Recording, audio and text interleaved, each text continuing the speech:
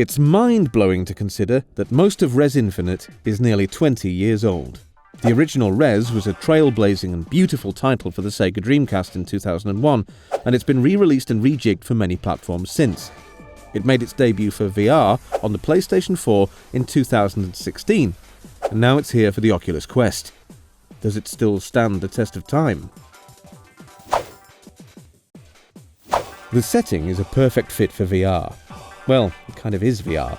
Set inside a computer network being corrupted by bad data, the game tasks players to fly through this virtual space, destroying the nefarious viral infection via the medium of shooting it with laser death. The gameplay itself is slick, but pretty basic, recalling Sega's Afterburner and Panzer Dragoon. What's made it so enduringly popular and memorable is its presentation, which hasn't dated in the slightest.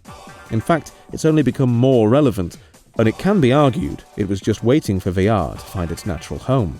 The graphics are beautiful.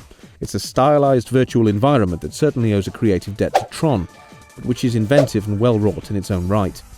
The player avatar starts off as a stringy, vaguely skeletal mass of vector lines and evolves through success into a more solid and recognizable humanoid.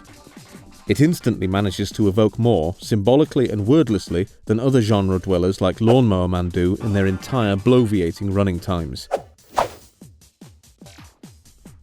So yes, it's flying and shooting through a surprisingly contemporary and well-envisioned version of cyberspace, which is instantly rendered more captivating in VR, of course. It's the music, however, which proves the most potent ingredient in the game's immortal charm. The soundtrack is an entirely fitting and thematically on-point whirling mass of electronica. Equally meditative and foreboding, it's woven indivisibly through the core of Rez Infinite's gameplay and visual design. Rez marks an early win in designer-producer Tetsuya Mizuguchi's efforts to make games as synesthesia, a visionary mission which has resulted most recently in the astonishing Tetris effect, also now available on the Quest. Here, the bullets are beats, exploding your digital foes with crisp ribbons of electronic taps and hi-hats. It's mesmerizing and immersive, even on flat gaming tech from 20 years ago. Here in VR, the music pulsing around you and the world stretching in all directions, it's truly transportive.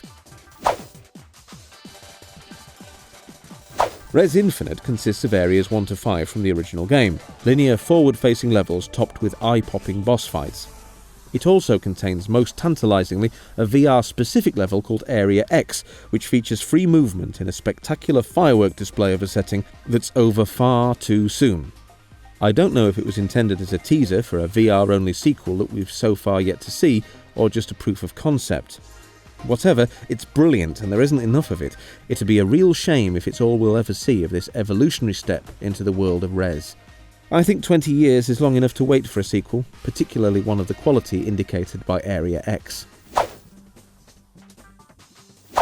For me personally, Rez Infinite sidesteps concerns over longevity because of the unique nature of what it offers.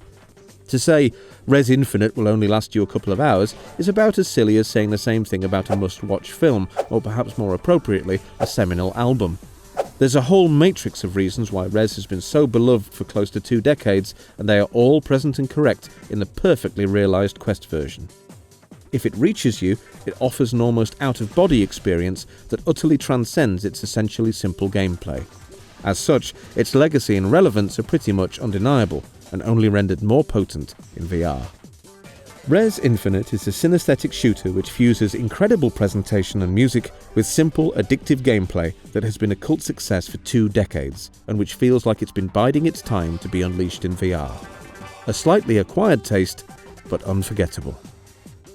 Overall, Red Pill, 8.5. If you're after regular high-quality Quest-exclusive content, please subscribe. And feel free to hit thumbs up or thumbs down and let us know your thoughts in the comments below.